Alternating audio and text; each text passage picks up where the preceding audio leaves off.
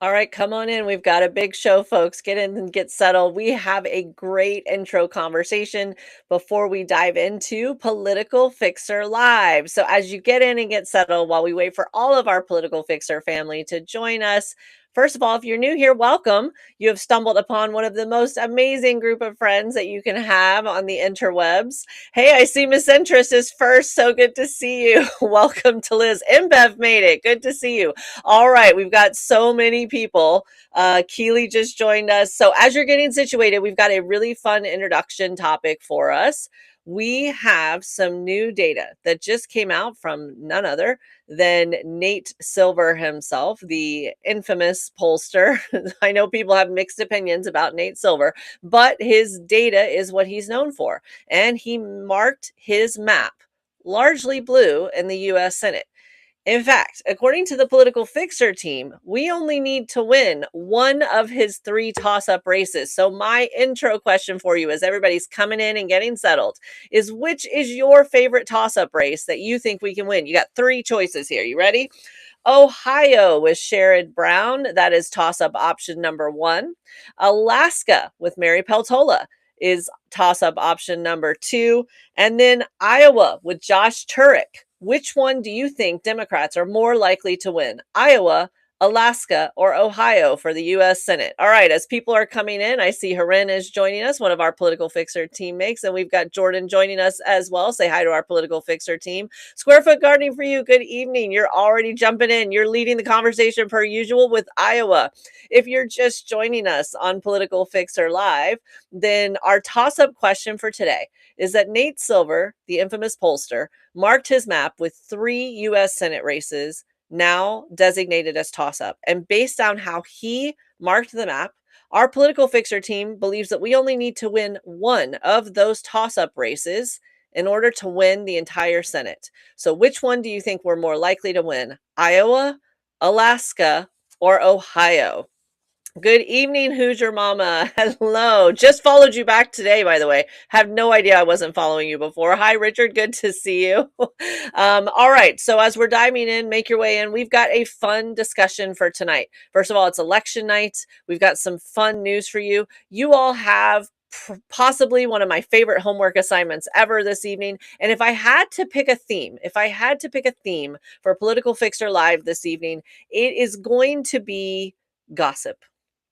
Gossip is going to be my theme because tonight is filled with so much petty drama, so much back and forth soap opera. We have dirt that is new on people. We have dirt that is several years old that I'm just going to dig on up because it's primary season. So we get to enjoy this a little bit, right? Good evening. Ms. Zentra says Ohio is your pick. Good evening to Kathy McGrath Walcott. Welcome. So happy you're here.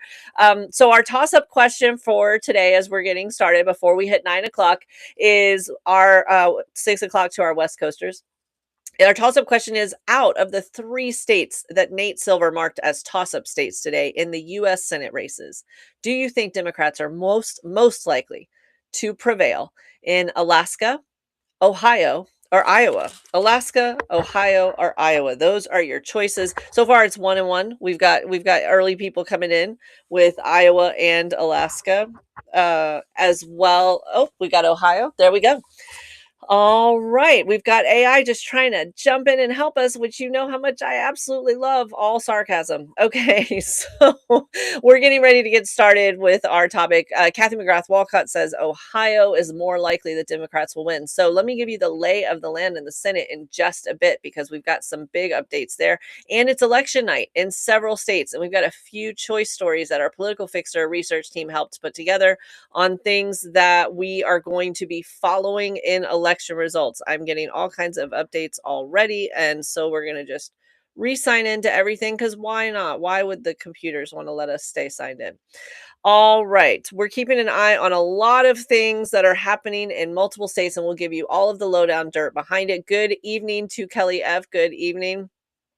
Ms. Interest is already diving in with the topics as we're getting ready this evening.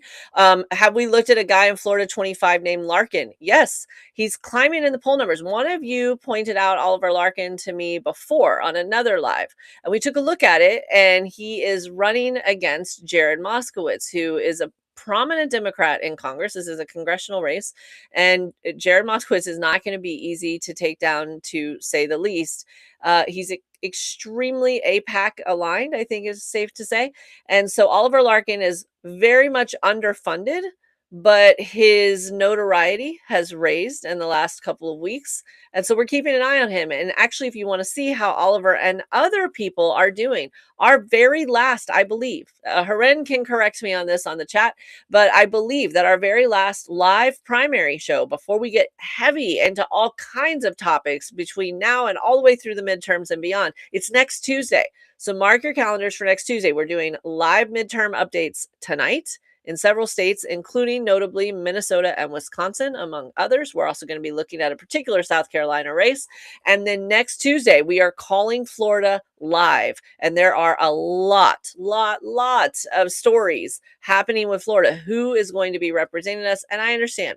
I understand that most political jokes end with a punchline that involves Florida, and that is fair. But there's a lot of subtopics and gossip. If you guys think my gossip is good normally in politics, this is my backyard. I got all the dish on everybody. So we'll be following all of that live. So mark your calendars for next Tuesday at 9 p.m. Eastern, 6 p.m. on the West Coast. All right. We were just talking about our toss-up question, which is, what do we think out of all of the whopping three states that Nate Silver marked as toss-up for the U.S. Senate races? We have Iowa, we have Ohio, and we have Alaska. Which ones do you believe? Which one do you believe they are most likely? The Democrats are most likely to prevail in Ohio, Iowa, or Alaska. Now, while we're getting settled in and jumping into the show, I want to say hi to all of our people on TikTok. I want to say hi to all of our friends on YouTube. Want to say hi to all of our friends on Twitch at Political Fixer, and now on Povey.tv. Povey, you guys are going to be hearing a lot more about Povey later on. Lots of really great new friends that we're going to be doing, and the good news that we're going to be joining and connecting with.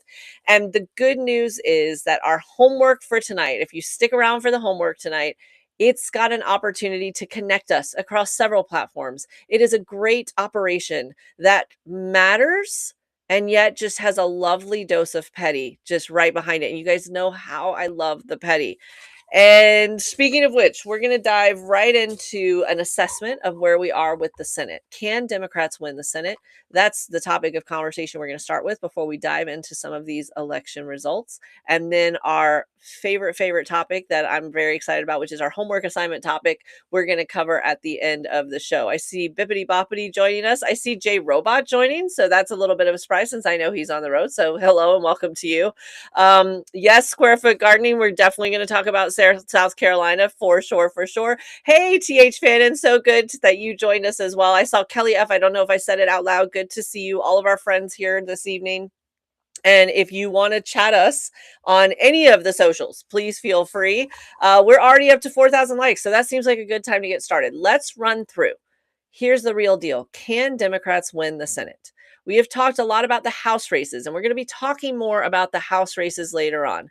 We're going to be talking about Wisconsin, absolutely, bippity boppity, for sure. The party is absolutely here, for sure. Okay, a lot of times we talk about House races. We're going to be doing a lot of that in the governor's races this evening as well. Good to see you, Allie. And as we also need to talk about the Senate, because the Senate is a harder pull. Our Political Fixer team estimates that there are 12 races we should be following. Out of everything, you don't have to follow it all. That's the good news about being here. You get to cheat off of our homework, literally just cheat off of our homework.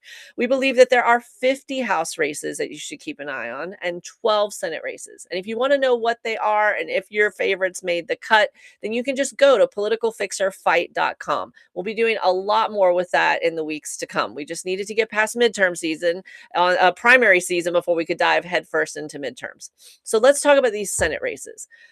The House races, some of you have heard me say before, we only need 24 out of the 50 of our designated Political Fixer races, 24 out of 50, and the Democrats will take control of the House. A lot of work to be done. It is not a sure thing, but absolutely doable. The Senate is a little bit tougher. In the Senate, out of our 12 races that we're keeping an eye on, then we believe we need eight out of 12. I want to say hi to Cole. Hi.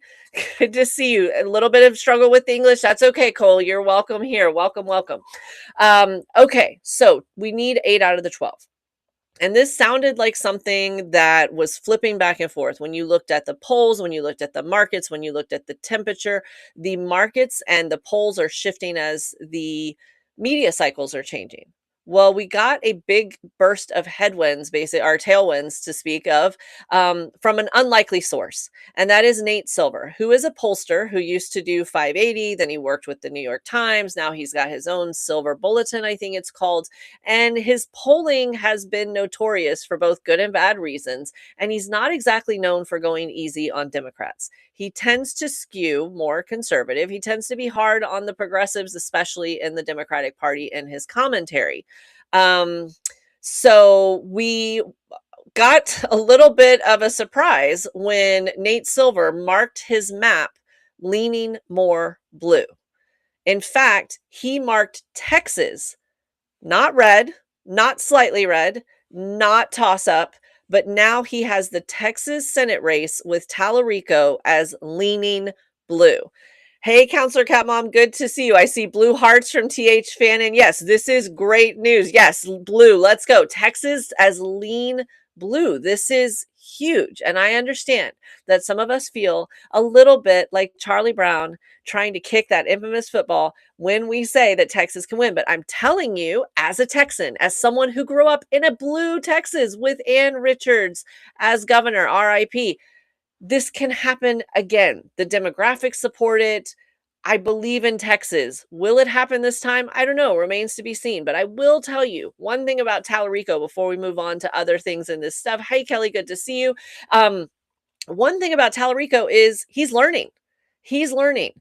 One of the biggest criticisms of Tallarico's campaign before now was that he was not making enough of an outreach, particularly to Black voters. That is something I have said. That is something other people have said. And after an especially contentious primary against Jasmine Crockett, who many of us love and adore, after that very contentious primary, it was all the more important for him to start mending those fences. Well, I've been watching him and he's learning. And in fact, he went on Charlemagne this week in a huge outreach to Black voters and the Black audience. Again, lots of work to be done and a lot of different demographics, but I'm seeing him move in some positive ways. So there's a lot of things to look at. And I believe that he is a very strong candidate for Texas. I was rooting for Representative Crockett, I will let you know. But I believe that Tallarico might have what it takes to make this happen. We'll see. And let's not sleep on the governor's race either, because Greg Abbott is up again for another term. So can Gina Hinojosa defeat him? We're going to be calling all of that and more on election night in November. But let's talk about, I hope so as well, Carrie. I hope so. Okie Smile, I do not know if Jasmine Crockett is working with him yet. I think there's still some hurt feelings, but I do know that there are some other notable members of the Democratic Party on a lot of different spectrums, shall we say, of the Democratic Party, and progressive, conservative, mid, all that stuff. I would say that from more conservative leaning Dems, like your Blue Dog Dems, to your moderate Dems, to your progressives, he's gotten a lot of endorsements, and he's also gotten a lot of key endorsements in the Latino and the Black communities. So you'll be, oh, Bippity Boppity, I forgot you were Texan. You get to vote. That's amazing. And she did endorse him. Okay, thank you for correcting me on that. And she also said she's working on down ballot candidates. Thank you, Stacey D, for that information. Carrie, she was on Jimmy Kimmel last night. I saw that, but I haven't seen it yet. So you guys will have to let me know. I haven't had a chance to catch up on the soaps, as they say. All right, let's dive into our election coverage. And Bippity Boppity is saying, I'm an election judge. Sign up to be a poll worker. Everyone that can, absolutely. And Square Foot Gardening, can you remind us of the site that you like to send people to where you can get more information about volunteering on election day? I know that Square Foot Gardening has some great resources there. It's me, Stacey D says, I work at QVC and she's one of my clients. Oh, that's amazing. And I didn't know that about you, Stacey. Square Foot Gardening for You says scrutineers.org. That is scrutineers, SCRUTINEERS EERS.org is a non-for-profit site that you can go to sign up to learn more about how you can volunteer on election day. And once you get done volunteering, you of course can join us here on Political Fixer Live for our election night coverage. Caffeine up, folks. It's going to be a long night on November 3rd. But for now, we've got some fun stuff happening. We are going to take you first to South Carolina. Our story begins in the Deep South with some shady things happening, folks. All right. Right now, the polls have been closed for a couple of hours in South Carolina, and I am keeping an eye on the Republican U.S. Senate primary. Why? Because I would like to know if Lindsey Graham's sister, who has zero political experience, is going to inherit a Senate seat. That's what we're keeping an eye on. I'm keeping an eye on it from a few different vantage points. Walk with me as I share some lovely stories with you about South Carolina. All right. Thank you, Haren, so much. Okay, so Ms. Enter said she's got her eye on Georgia. Absolutely. Okay, so South Carolina, let me lay down what's happening. Let's let you know who the fighters are, so to speak, that are in the ring this evening. The first thing is we have Lindsey Graham's sister, Darlene Graham, and she was basically named the senator once Lindsey Graham passed away. Questionable at best, but it was temporary, and everybody thought she would take it in honor of her brother, and we had feelings about just being able to inherit a Senate seat. We actually got mocked by a number of other countries, including Iran, for saying, oh, you're a democracy until you hand a seat to someone's sister. Not a great look. But then we said, it's only temporary. And then she said, you know what? This is fun. Let's do it again. Let's roll those dice. Let's run for an actual full 6-year term as a U.S. Senator with zero experience. Great plan. Will she prevail? Let me tell you who she's up against right now. Right now, we have Ralph Norman of the Freedom Caucus. So that's fun. We have Russell Fry, proud MAGA, basically country and Western. And then we have in here, not to be hidden away, we have another lovely gentleman, Mark Sanford. And this might predate some of you, and that's totally fair. But come on in as I tell you about the story of Mark Sanford trying to stage a political comeback.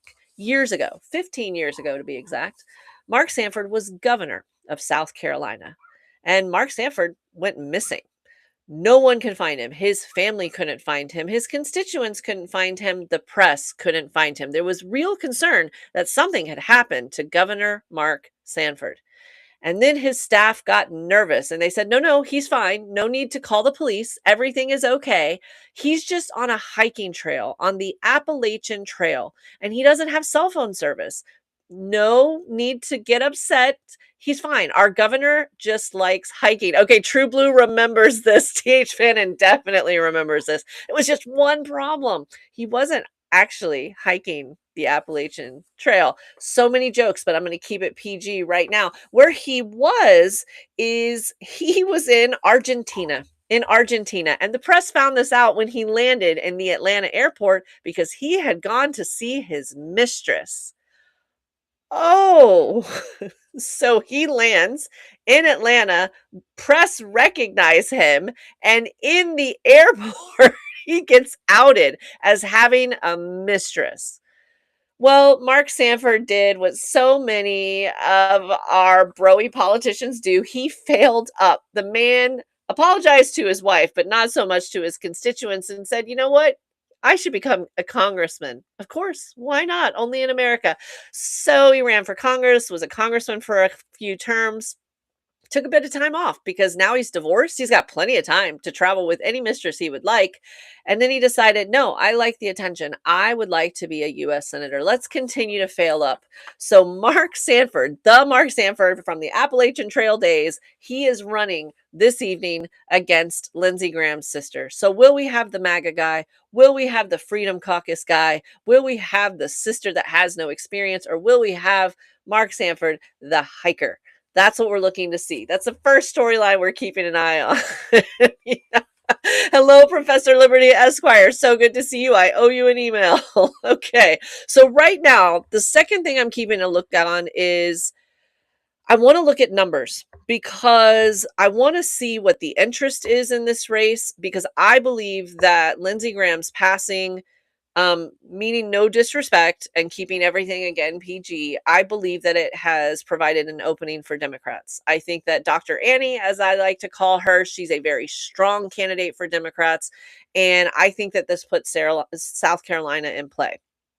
And the one thing I want to look at is how many people show up tonight to vote on the Republican ticket for the primary compared to 2 months ago when it was basically a sure thing. Lindsey Graham was going to be the nominee. It was basically ceremonial and he ran away with it. So on that night 2 months ago, 500,000 people ish voted in the Republican primary in South Carolina for their candidate, which they pretty much knew. Lindsey Graham. 2 months ago, 500,000 people. This evening, there are a number of people. It is not a sure thing. And a lot of people on both sides of the aisle have strong feelings about his sister just taking the seat. So, a contentious primary, a hotly contested primary. And yet, as of now, about half of those votes. Right now, it looks like only about 280,000 people have voted. That is what we call in the business an enthusiasm gap. That is not a group of people really excited about their choices. And that is something that to me means that we can't sleep on South Carolina for the US Senate seat for the Democrats, right? Low turnout. I agree, TH Fan, and I agree. Now, right now, they have not called the race. The polls have been closed. We've got 87% of the vote totals in. And another thing I find curious is this is who 47 anointed. He said pick the sister. He said pick the sister the first time. He said pick the sister the second time. And yet she only has 33% of the vote. She only has 33% of the vote with all of that. That's low. That shows me there's an opening, right? So right now, I believe what they're saying is it's likely going to be a runoff. Bippity Boppity Boo is confirming this, and it looks like the runoff is likely going to be between Lindsey Graham's sister, Denise Graham. Is that her name? I'm trying, folks. I'm trying. I know it's spelled. Correct me if I've got her first name wrong, please. And then Norman, Ralph Norman of the Freedom Caucus, right? So we're going to Darlene. Thank you, Darlene with an I. Okay. Yeah. All right. We're just going to leave that there. Okay. So that's South Carolina. Now, meanwhile, in other states, we have a couple of other polls that have just started to close. We've got votes that are coming in, and we're going to go ahead and give you some updates and some backstory on some of these. If you're just, it's me, Stacey D's like that tracks. All right. If you are just now joining us on Political Fixer Live, welcome and come on in. You have stumbled upon one of the great online communities on the internet, especially for talking about politics. And if you're someone that never follows politics, you've also found a really great place to be because this is a safe space where our amazing community will help you with different questions you might have or explaining something or giving you good resources. So no matter where you are, if you are pro-democracy and anti-corruption and grossness, you have found the right home. All right, right now we are looking at, let's take a look here. Across the board, over 21,000 likes. That is amazing. And we've got a lot of people still coming in. So let's keep going on these results and let's give you some drama that's happening with different seats. All right. I want to keep an eye on the Wisconsin governor's race. All right. Let me see if I can find here the Wisconsin governor's race on the GOP side. All right. We have a situation with the Wisconsin governor's race where let's talk about why this matters to all of us. There's a lot of gossip. We'll get into the fun stuff in just a minute, but let's get serious for just a second because Wisconsin's governor's race is something we should all be following no matter where we live. Because we're going to get to the Democratic primary in just a second, but unless something changes dramatically, I believe the race has already been called on the Republican side, and the Republican nominee for Wisconsin governor this year is going to be Tom Tiffany. Now, this is a name you're going to hear me say more than once over the next few months because Tom Tiffany is a proud election denier. In fact, when Tom Tiffany was in Congress, he is one of the people that tried to stop the certification of the vote in 2020. So this guy is dangerous And while there are mechanisms that are supposed to be in place to make sure that everything is done fairly and legally, we don't want an election denier in charge as the governor of one of our key swing states in the year of 2028. Think past the midterms. Imagine a world where we have been successful in the midterms and we are at least starting to slow the raging fire that is Washington, D.C. and this administration. We're starting to slow it down. And now we're starting to talk presidential. We need to make sure that the vote is protected and that people are not discouraged from voting, that they are able to cast their votes safely, that those votes are counted accurately, and that there is nothing to suppress those votes from being certified later. Meaning we can't have an election denier in the governor's mansion in Wisconsin. So Tom Tiffany, it looks like the race has been called. He, as a proud, what he calls himself, an established election denier, he is the nominee on the MAGA side. But let's take a look on the Democratic side, because there was a little bit of craziness on the Democratic side. This was definitely one of those big tent moments where all of our crazy cousins decided to run for this seat and then help out on the side. All right. Um, let's let's talk about this Democratic primary. So it looked like it was a done deal. The lieutenant governor, as of last month, the lieutenant governor, Sarah Rodriguez, was considered to be it. She was supposed to be the nominee. She had the name recognition. She served as lieutenant governor. She had a ton of endorsements, and she was raising hella cash in her election. But then something happened. Her campaign manager and her campaign team put out an announcement that she was doing so well that she was going to do $1 million ad buy, $1 million ad buy. And then the date of the ad buy that people were supposed to see these amazing commercials for, at the time, Lieutenant Governor Sarah Rodriguez, that date came and went. And no ads were showing. And all of her supporters and donors and friends and family are like, hey, girl, hey, where are those ads? And so she asked her team, where are the ads? And I am not kidding you. We verified all of this. Her campaign manager said, yeah, about that. We had an accounting mistake. We may have double counted hundreds of thousands of your contributions, and we might not have nearly the amount of money that we told you that we had or that we were supposed to use to buy those ads. Sorry about that. So sorry. So sorry. Huge embarrassment, right? Now she looks like she doesn't know what she's doing. There's all these other questions about the cat. Oopsie is right, Square McCartney, for you. So that field changed. That field changed dramatically, right? Crypto error. Exactly, George. Professor Liberty goes, oh, right. Okay. I know, right? Who you hire, folks, it matters. It matters. I tell all my candidates this when I consult with them. Who matters? Okay. So this opened the door for a Democratic socialist, Francesca Hong, to run. And she was already planning on running, but everyone's like, you can try, but it's kind of a lock for Sarah. And then she's like, not so fast. Right? So Sarah ends up falling by the wayside. And so then it was her, and it looked like it was going to be Mandela Barnes, who I personally really like. He's a very strong candidate. And I was kind of torn because I liked both of them. I do not know Francesca Hong the way that I know Mandela Barnes, but I liked both of them. And I was like, oh, let's see how this plays out. Well, the tide change of wanting someone new, wanting someone with fresh ideas was so strong that not only did Sarah Rodriguez drop out, but just about a week and a half ago, Mandela Barnes dropped out. So will Wisconsin elect another Democratic socialist? And will the Mamdani wave continue into Wisconsin? And how will that play? How will it play in the polls? How will it play in the media? And will Wisconsin become a tighter race, right?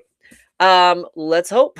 Let's hope, says True Blue. All right, I agree. So we're keeping an eye on that. So right now, the other person that we're keeping an eye on in that race, so that is Francesca Hong, is David Crowley. And forgive me if it's Crowley, I don't know which one it is, but he is a county executive in Milwaukee, and he had dropped out, but he's more centrist. And so some of the party establishment said, hey, could you jump back in? So right now we're looking at Crowley and we're looking at Hong. Hong is the more progressive candidate, and Crowley is the more county executive establishment centrist candidate.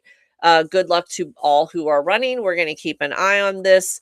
And right now it's very early days. We've only got 7% of the vote in. And Crowley, the more centrist county executive, is leading by around 3,500 votes. So early days, early days. We again only have 7% in, but we're keeping an eye on who will be running against Tom Tiffany, the election denier, right?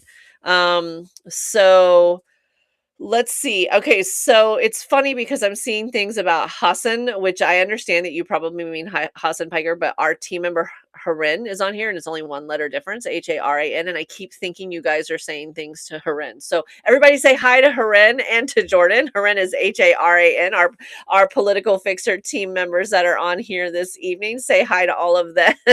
And welcome to those of you just joining us on Political Fixer Live. We have got some fun, exciting, fun, gossipy stories for you this evening. And we got a lot of love and olas and hellos and highs and autocorrects, it looks like, as well for our Political Fixer team members. We've already gotten over 31,000 likes, and we are just getting started. We have so many more election stories to say here to share with all of you. All right, we were just talking about Wisconsin. We are waiting to see if more of those election results come in. It has been called on the GOP side. We have Tom Tiffany, the election denier, on the MAGA side, and on the Democratic side, we are waiting to see if it's going to be Hong or Crowley on that side, but early days to see. All right, let's hop over to Minnesota. Oh, goodness me. All right, let's talk about the Minnesota governor's race for a second, because we've just got so many throwbacks this evening, folks. Any of you remember Mike Lindell, the My Pillow guy? The My Pillow guy, Mike Lindell. Okay, well, he's running for Minnesota governor. Tim Walz has termed out. It looks like on the Minnesota governor, I do not recall who is the Democratic nominee on this, but we will see. Hold on one second as we're looking here. I think the Democratic one, Haran, correct me if I'm wrong, but it looks like Amy Klobuchar is pretty much a lock. Oh, I'm pulling it up now. So on the Democratic side, yes, she's been called. So Senator Amy Klobuchar has become officially the nominee on the Democratic side to take the reins since Tim Walz, America's almost lovable dad, vice president. This close, almost. He is now termed out. And so now it looks like Amy Klobuchar is going to be the Democratic nominee. But who on the Minnesota governor side, who is going to prevail on the Republican side? Because we've got a few different characters here.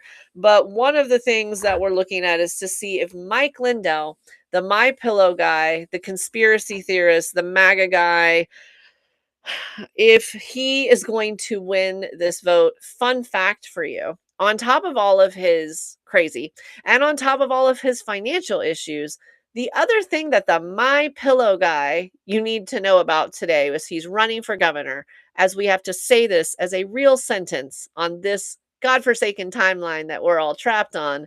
The other thing that you need to understand is that Mike Lindell is not even registered to vote in the state that he is running for governor in. I'm going to say that again. He cares about Minnesota so much that he is not even registered to vote there, right? It's me, Stacey D says, Q dropped him like a hot potato. Angela V, no, he has not met the residency requirement. What the heck is right, KK? Right? How does that work exactly? Gossip is our primary theme for tonight, but failing up is definitely a close second as far as our theme for this evening, right? Rhonda 16 is like, what? Yeah, he's not even registered to vote for in that state. So we're watching right now, very, very early, only 3% in. He's trailing by a few thousand votes right now, Mike Lindell. We're going to keep an eye on it and see what happens here. And, I assume that the person who is replacing him probably has their own fair share of issues right now. It is a primary after all, and they are going deep, deep MAGA. But I do kind of want to see him get embarrassed. Just as a personal thing, this guy is such. Well, I'm going to keep it PG because I know some of you listen in the car with your kids or in the kitchen while you're making dinner. All right. So in Minnesota, while we're there, let's have a quick conversation about the Minnesota U.S. Senate seat, because this one is one we're keeping an eye on. This is one of the ones that I know you guys like to follow. This is a case of definitely a more progressive candidate running against a more centrist candidate. And there is more tea here on the centrist candidate. Now, I want to give credit where credit is due. So I'm going to try to present this story fairly. Are we ready? Are we ready? Here we go. We're doing US Senate in Minnesota, the primary on the Democratic side. Now, this is Senate, not governor. Here's what we're looking at. The lieutenant governor is Peggy Flanagan. So she has served under Tim Walz, and she has the support from the more progressive side of the party. So Peggy Flanagan is more on the progressive side of the party. Then we have Congresswoman Angie Craig, who considers herself a moderate. So she's got more of the establishment moderate side. Though, to be fair, I don't think it's fair to call moderates the establishment that much in Minnesota. After all, I would say Tim Walz is more on the progressive side, and he's absolutely part of the establishment as governor. I move on. So Peggy Flanagan, progressive, more centrist is Angie Craig. Here's the issue though. Angie had a little bit of an issue where she thought quietly that she was going to vote along with some of her Republican colleagues in Congress. And one of the bills that she crossed the aisle to vote with Republicans on is the Laken Riley Act. And if you need a refresher or have never heard of this act before, you're not alone. There's so much news. In fact, Haren had to refresh my memory on what this was. I was like, triggering me, not sure why. The Laken Riley Act, among other things, allowed for the indefinite detention of non citizens without bail if they, among other things, are accused of threatening law enforcement. Oh, we know how that story ends. So I'm going to say it again.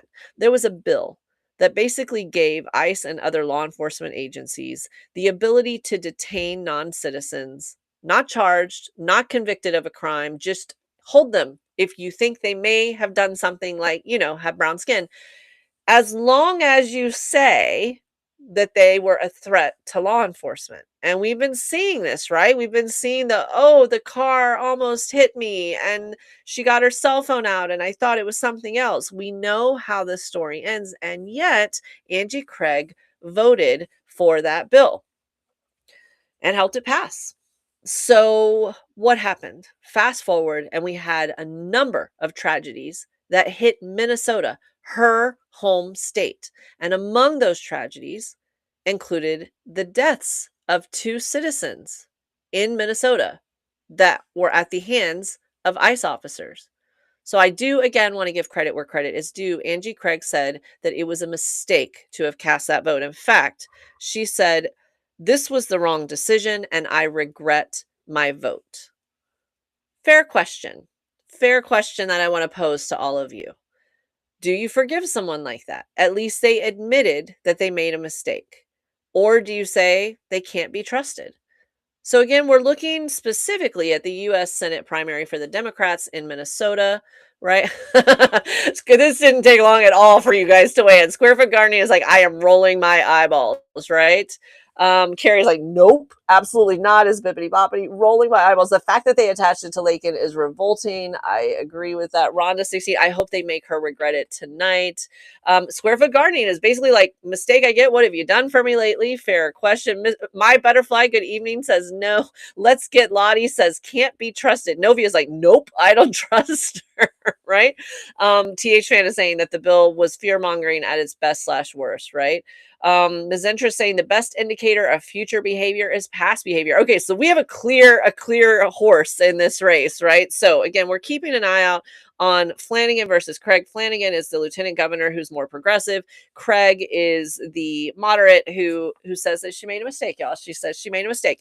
Okay, so right now, early days, we only have 5% of the vote in, but Flanagan, the more progressive, is leading by around 5,000 votes, which is a healthy margin. That's around 15 points right now, but early. Don't count anything. It is way early. We're going to keep an eye on that race as well as others. All right. If you're just joining us, first of all, perfect timing. Perfect timing. You're not supposed to have favorites. You're not supposed to have favorites, but there are 2 stories this evening that are my favorites, and we are about to jump into one of them. Welcome to Political Fixer Live. I'm Shauna Presley Vircher, the Political Fixer. If you're just joining us, first of all, where have you been? But we forgive you. We're already at 41,000 votes, 41,000 likes. That's a Freudian slip. And we are very excited as a Political Fixer team because I'm about to introduce a race where I don't really care who wins. I don't really care who wins. I'm going to be honest, but I care who loses, and I care how bigly he loses. Join me. Join me in my adventure of petty. You ready, kids? Are you ready? I am so excited about this race potentially. Or I'm going to be upset and I'm just going to throw everything and walk off the set. Just kidding. Okay. I'm going to take you, we're going to stay in Minnesota, but we are going to go on the Republican side of Minnesota. And tell me, I pulled this here on the US Senate. Maybe not. Let's find it. Okay. Let's pull this up because we want to make sure that we track all of this. Okay. Give me 2 seconds, folks, because it's harder to pull up on the new iPad than I would have liked. So hold on 1 second while we pull in here.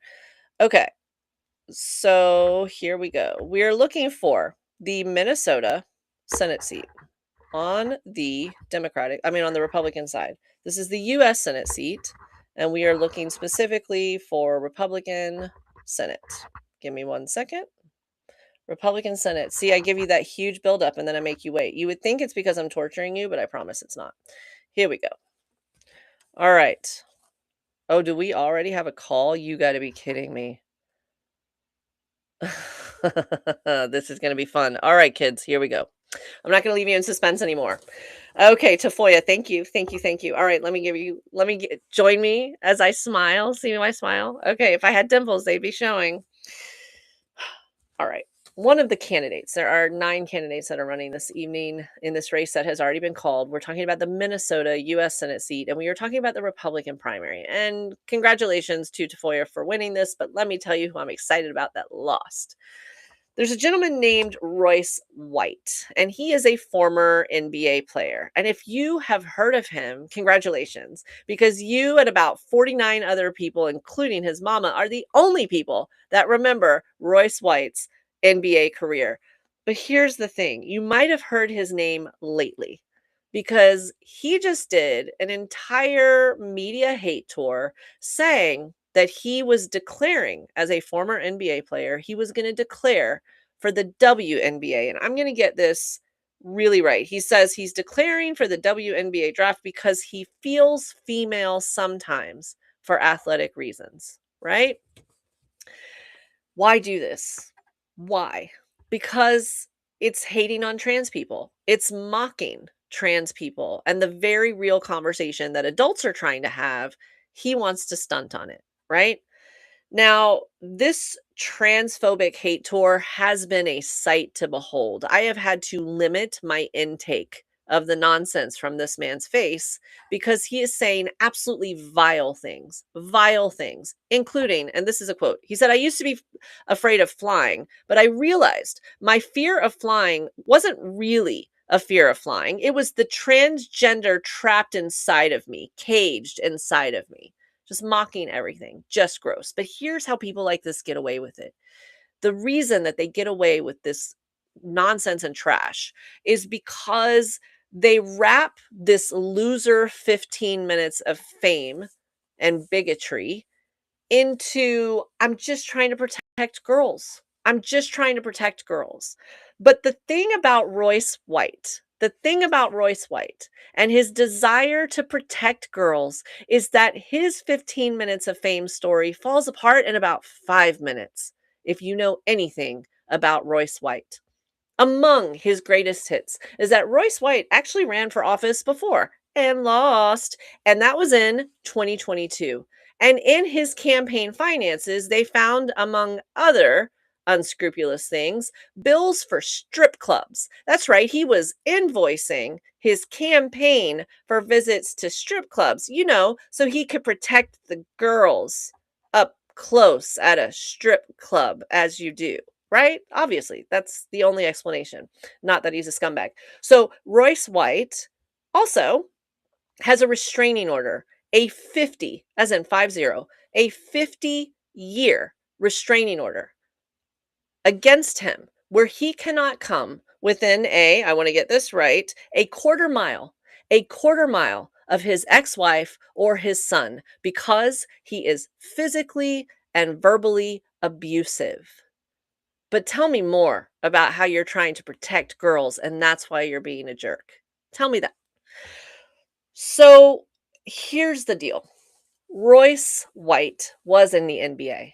And in the NBA, he scored a total of 0 points. He had 0 rebounds. He had 0 assists. In fact, he played a sum total of 9 minutes. 9 minutes in all of the 3 games that he was in. So, two quick things.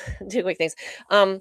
I wish that he could get torn apart by real talented athletes in the WNBA, but because they have standards and because he's trash, I'm sure that won't happen. But we're going to have to settle for him, doing just about as well tonight as he did in his NBA career. So right now, I can tell you that out of all of the 9 people running, he scored 10% of the vote. 10% of the vote. But good news, Royce. That's 1 more minute than you played on the court. So good job. I hope that being an asshole was worth it. Wow, pitiful statistics indeed. So very happy that is Minnesota U.S. Senate race. I just love, love, love when a plan comes together. Sometimes the karma goddesses are amazing, and tonight is one of those nights. All right, let's keep going and see what else is happening. Now, I know this is a lot on election night. This is one of our last midterm nights, but if you stick with us, your homework assignment for this week is going to be amazing. It's going to be fun, and it's possibly an even better, more dramatic story than the one I just told. So I hope you stick with us on Political Fixer Live. We are at almost 50,000 likes. Ms. Interest says rage looks good on me. It does, doesn't it? It really does. I wear my Maleficent well. Okay. Shout out to the team for mentioning that this week. All right. We are looking at a few different races for different reasons. And one of the things I want to call out is I want to start. We talked about the Political Fixer Fighter campaign. And if you're new here or you missed the last couple of weeks, let me share with you what the Political Fixer Fighter campaign is. If you go to politicalfixerfight.com, we have identified our top 50 races in the House and our top 12 races in the Senate. And we're providing you with free resources and tools and information so you can choose your favorites and help amplify them. The idea is that the media is only focused on like 3 or 4 races and then whatever nonsense 47 is up to. We need to amplify these people and help them with name recognition on social media, sharing it with your friends, posting content about them, liking their social accounts. This really helps them. That notoriety helps build momentum. That momentum helps them raise more money, and that money helps them buy whatever they need in order to reach out to voters. And one of our Political Fixer fighters is running in her primary this evening, and I'm excited to say that we called it early. We liked her. We're waiting to see officially, and congratulations to everyone who ran this evening because it is a tough sacrifice to run for office no matter what. But I do want to congratulate in Wisconsin's 3rd congressional district.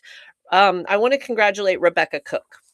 Rebecca Cook is a name you're going to want to remember. This is a flip we can absolutely do. This is only what they call an R+3 district. And what that means is that the Republicans have about a 3-point advantage. Now, in the past, that might have seemed large, but our Political Fixer Blue Wave, we've calculated it, and we believe it goes up to 15 points. So when you say the blue wave and the momentum that Democrats have on the ballot right now is 15 points, and she's only at +3, at Republican +3, this is absolutely something we can do. Rebecca Cook is someone who grew up on a dairy farm, and she runs a nonprofit. She is someone who seems intelligent.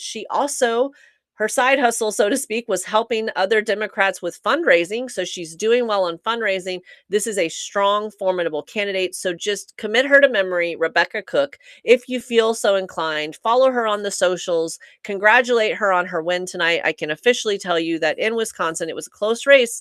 And everyone fought hard, but Rebecca Cook has now been declared the winner. She will be representing the Democratic Party for U.S. House District 3 in Wisconsin. And Rebecca Cook is one of our political fixer fighters. And you can see the rest of them on politicalfixerfight.com. So congratulations to her.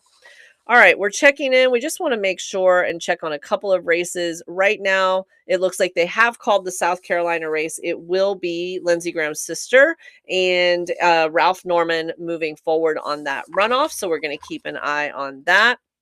We are also looking to see Amy Klobuchar has, of course, been declared the winner on the Minnesota governor's race. The senator, she was presumed to win that race. So we are watching that. So congratulations to her. On the Wisconsin primary, the one that I told you about, I know there's a lot coming at you right now. The one that I told you about where the lieutenant governor had the whoops with her campaign finances, thanks to her campaign manager, and the whole horse race changed. So now we are looking at Democratic Socialist Francesca Hong, who is running against Milwaukee County Executive David Crowley. And it is 40% in, and it is within 2 points. Crowley is leading right now by about 6,000-ish, 7,000-ish votes. And it's a close one again within 2 points. So we're going to keep an eye on that Wisconsin race. I'll keep that sheet in hand for you. We're looking at Minnesota governor, and we're seeing if the My Pillow guy can make a comeback. Still early days on that one, only 7% in, and Mike Lindell is trailing, but again, it's early days. We are also keeping an eye out. You guys had some strong feelings about the U.S. Senate primary in Minnesota. For the Democratic side, we were looking at the progressive Peggy Flanagan against Angie Craig, who says she regrets her vote for the Laken Riley Act, the ICE can just grab people indefinitely thing. My bad. And so right now, again, early days, only 13% of the vote in, but I can tell you that the more progressive candidate, Peggy Flanagan, is leading by around 7 points. So we're going to keep an eye on that. Okay. We are going to look at another story in Minnesota really quickly before we get to our homework. Minnesota, and again, the homework is so fun. I verified everything like 15 times. We were looking to see what's happening in Minnesota's 5th House District in the Democratic primary, because there's another, speaking of ICE, there's another story relating to ICE that we were keeping an eye on, another storyline. We have Julie Lay, who is a former attorney, and the name might not sound familiar to you, but some of you might vaguely recall her story. She was an attorney for ICE. She worked as an attorney, and then she was getting, according to her, assigned about 88 cases in less than a month, and basically had kind of a mini breakdown in court in front of a judge. And this is her quote. She said, "This system sucks. This job sucks. I wish you could hold me in contempt so I could get 24 hours of sleep." To quote my political fixer teammate Jordan, that is so real. That is so real.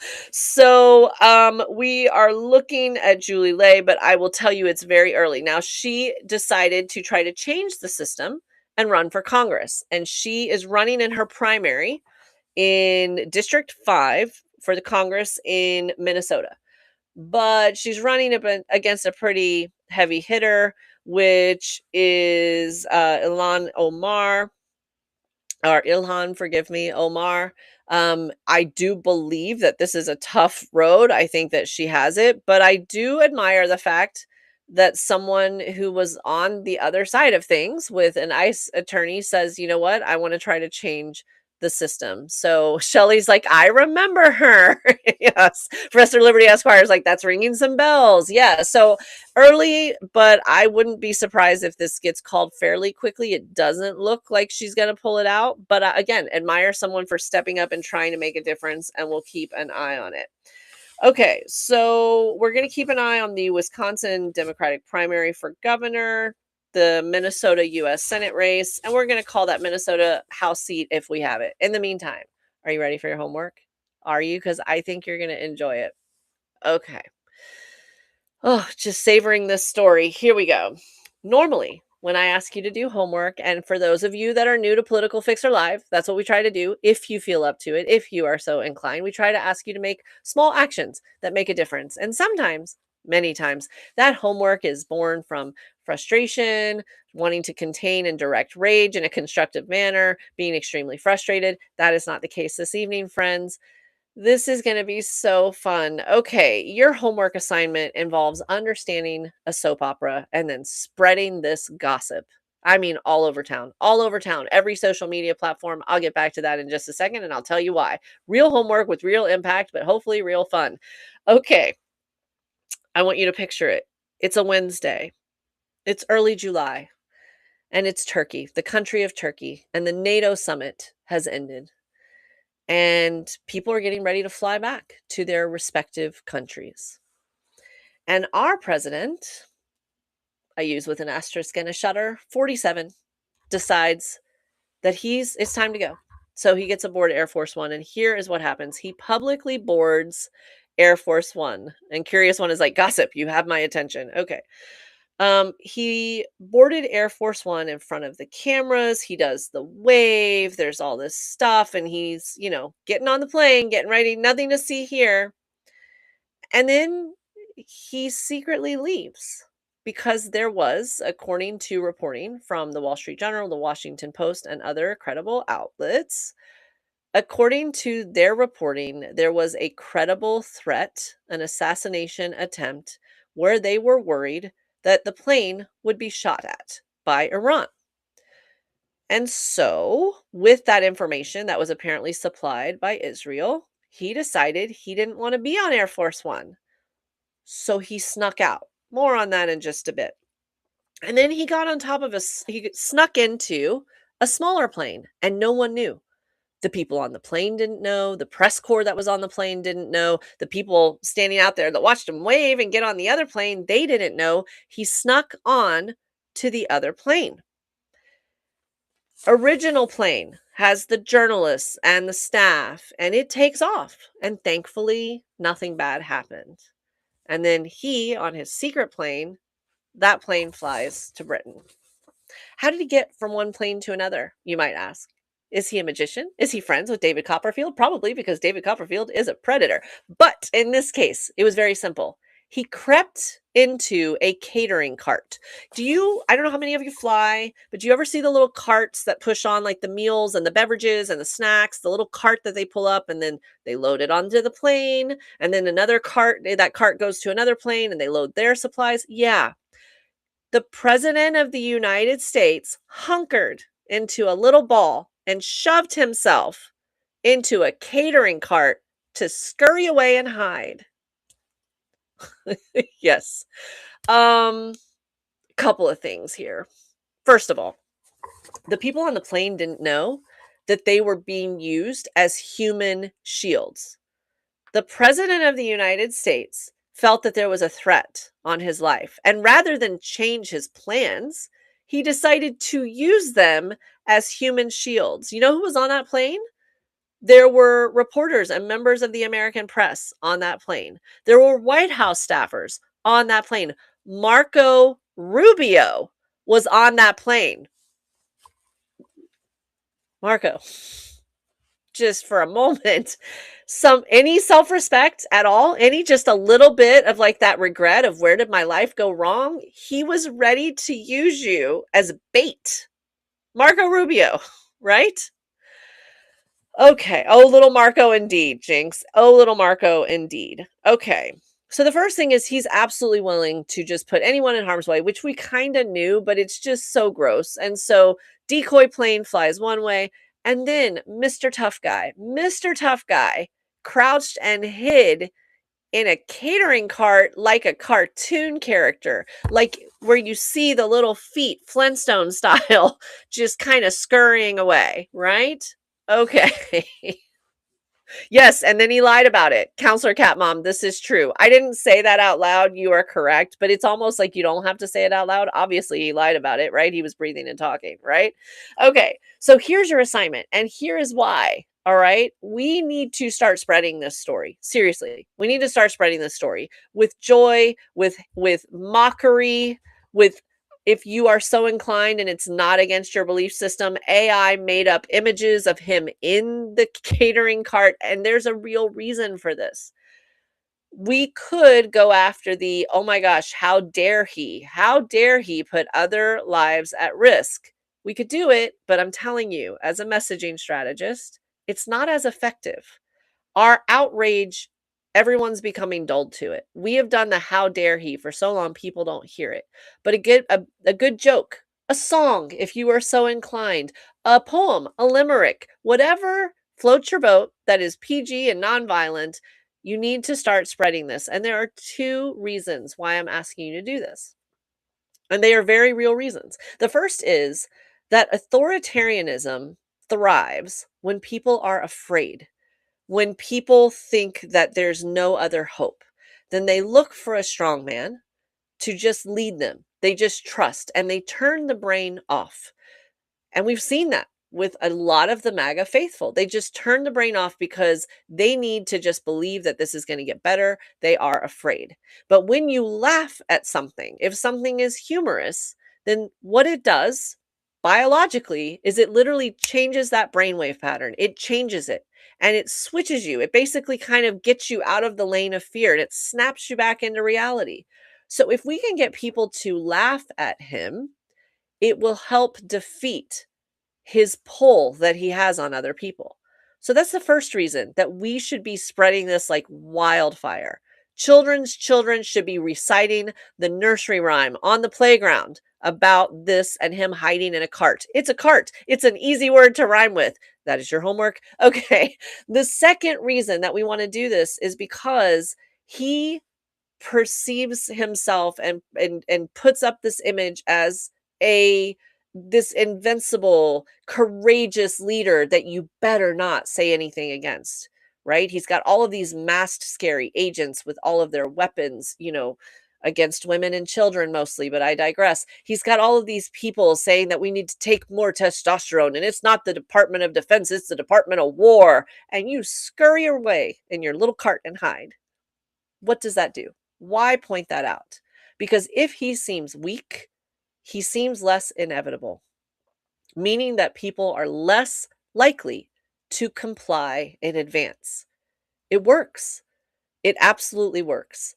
This is something that if you can mock the strong man, you can start to defeat the strong man. Now, you might be saying, there are certain people in MAGA, they're not going to listen to me. And that might be true. But you know what is bigger than MAGA right now, especially if you look at his poll numbers? Undecided voters. And remember that undecided voters doesn't just mean people that don't know who they're going to vote for in the midterms for these critical races, some of which might come down to a handful of votes. But it also means people who might be undecided on whether or not they will vote. Does it matter? Can I make a difference? Should I go against my pastor of my mega church or my father or something I saw on Fox News in the break room? Should I do it? And they're more likely to consider voting for someone else if 47 looks weak, scared, cowardly, and above all else, freaking ridiculous. So here's what I'm going to ask you to do. I'm going to ask you to amplify content as much as you feel confident, as much as you feel like it's appropriate. And again, keep it PG, but make sure that you spread this on mediums where other people are that are more independent or conservative leaning. Places like Facebook, make sure they know what happened. And again, laugh, humor, not anger. This is the assignment. But if you make content, if you create content, and it is about this, you make a video or you do a post or you decide to write an article about it or whatever is your way of communicating. If you're an artist, would love to see that. Tag me at Political Fixer. I'm at Political Fixer on almost all of the socials. And if our team sees it or if I see it, we will like it and do our best to retweet it again, assuming it's nonviolent and it's PG. So this is a great way for us to connect as well. Let's go ahead and find each other in online, especially with the midterms coming. And let me see all of your posts. Give me your best one-liners. Give me your comics. Give me your songs. I want to see it all. I want to see everything that mocks this man for hiding where they keep the pretzels. All right? That's what I want. That's what I want. I feel like it's going to be fun. Okay, so find me at Political Fixer, and you're going to want to make sure, hopefully, to follow me at Political Fixer on as many of the socials as possible because we have so many amazing projects coming between now and midterms and beyond. And anytime you are one of the top engagement people or like people or whatever TikTok calls it or YouTube calls it or whatever the platforms call it, then we also do our best to follow you back if you are following us. So make sure you follow us where you can. All right. We're getting towards that time.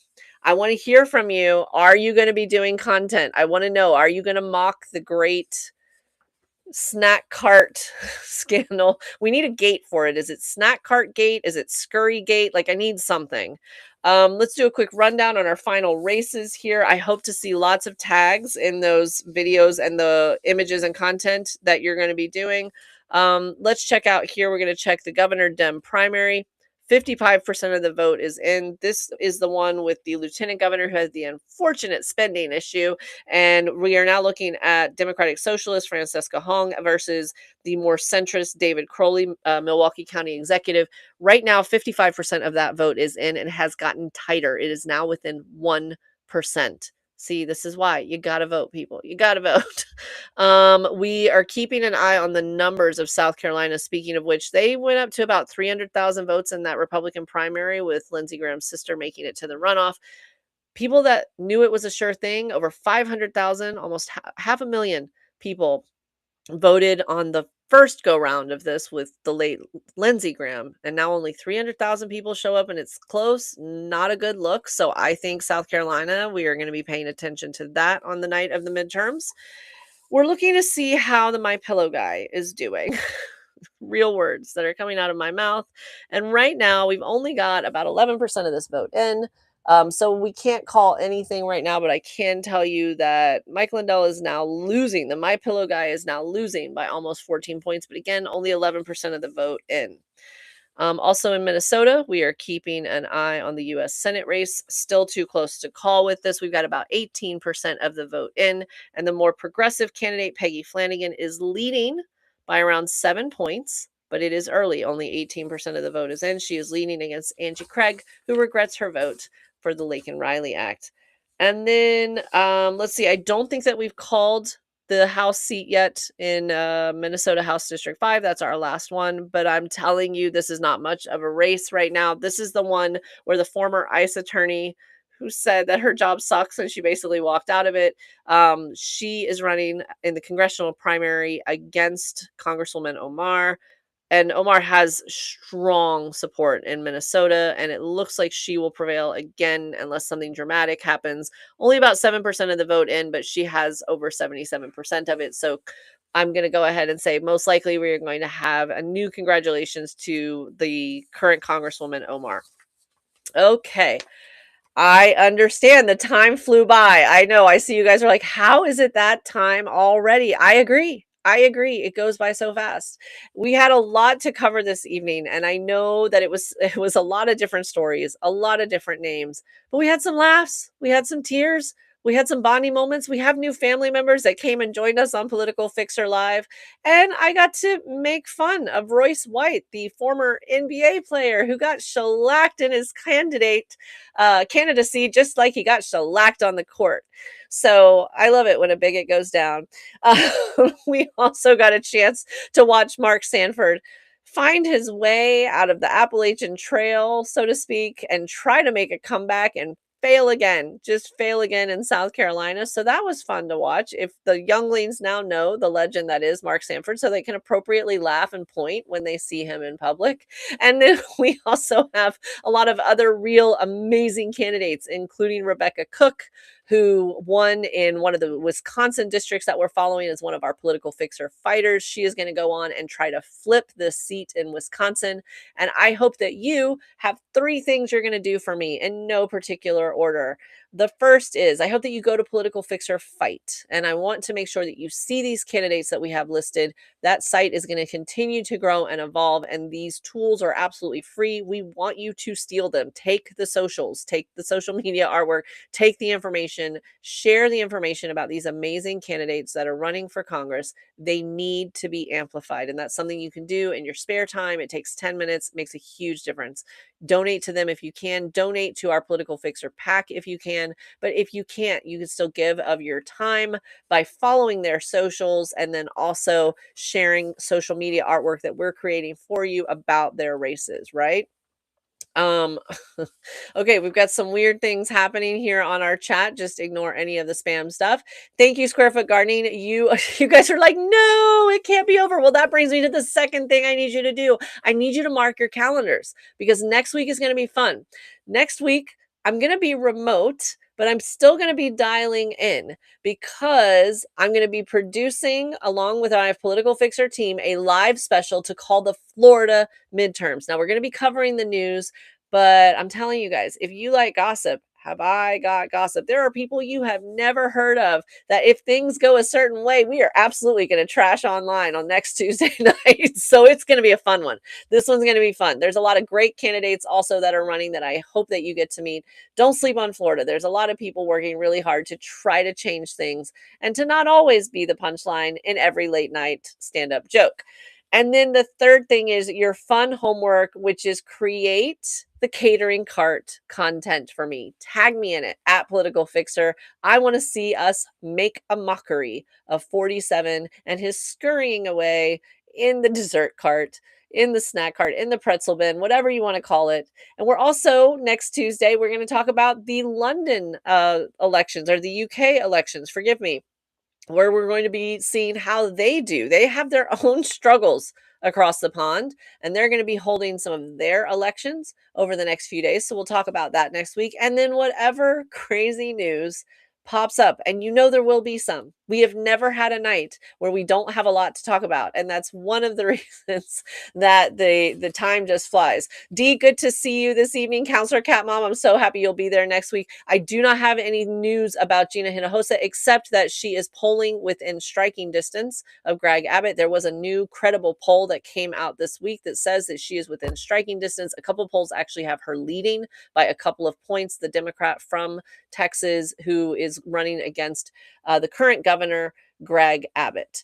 So we'll keep an eye out on those things as they progress. The Texas news I have for you, Dee, and just to recap for the rest of you, is that Nate Silver, the pollster, had a new map that he released in the U.S. Senate races, and he says that Texas is now not a toss-up, but leans Democrat. And according to his numbers and the research of our Political Fixer team, if you look at Nate Silver's map, we only need to win the ones he's got marked as Democrat and one of the 3 toss-up seats that he has. So if you get a chance to take a look at that map, lots of work to be done. Lots of work to be done. And it changes. The numbers change, the polls change, people's priorities change. What's going to happen in the next 3 months? It is 3 months from today.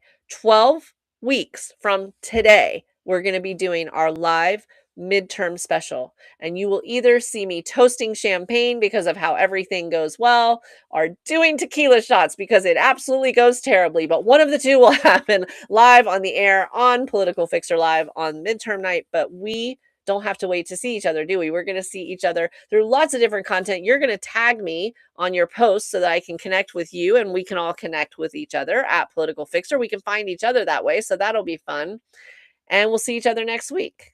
You guys know what I'll say. We've got to flip Texas Blue. Thank you, Miss Centrist. In the meantime, special thanks to our Political Fixer team, Haren and Jordan especially, who came on this evening and they joined us, and they are the ones that make sure that I have all of this amazing information I can share with all of you, and that I'm sitting in the right time zone on the right day to make sure that I log in time. All of that stuff is thanks to the Political Fixer team, including and especially Haren and Jordan. So say hello to them and wish them a good evening. I want to thank them and everyone else. I want to thank all of you for welcoming me into your homes or devices. And I want to make sure that on behalf of myself and everyone else that works on the Political Fixer team, that you take care of yourselves, you take care of each other, and you do what you can to take care of this precious democracy of ours. I'm Shauna Presley Vircher. We made it to over 70,000 likes. Way to go, everybody, on this lovely Tuesday. And we're just getting started between now and midterms. Hi to Kathy McGrath Walcott. Thank you all. Double checking this time on Professor Liberty Esquire. Ren, thank you so much. Counselor Cat Mom, Greg, good to see you. Sorry you came in late. You missed a fun show. You can catch the whole show on YouTube. On YouTube or on Povi at Political Fixer. You can find us there and now on Twitch. So that's fun. I'll see you all. Thank you, Dee. Thank you, team. I'll see you all soon. All right. Take care of yourselves. Stay safe. I want to see those posts. Let's see what happens. All right. Thank you, everybody. Have a good night. Hey, Povi team. So glad you joined us. First show. So exciting. Thanks so much.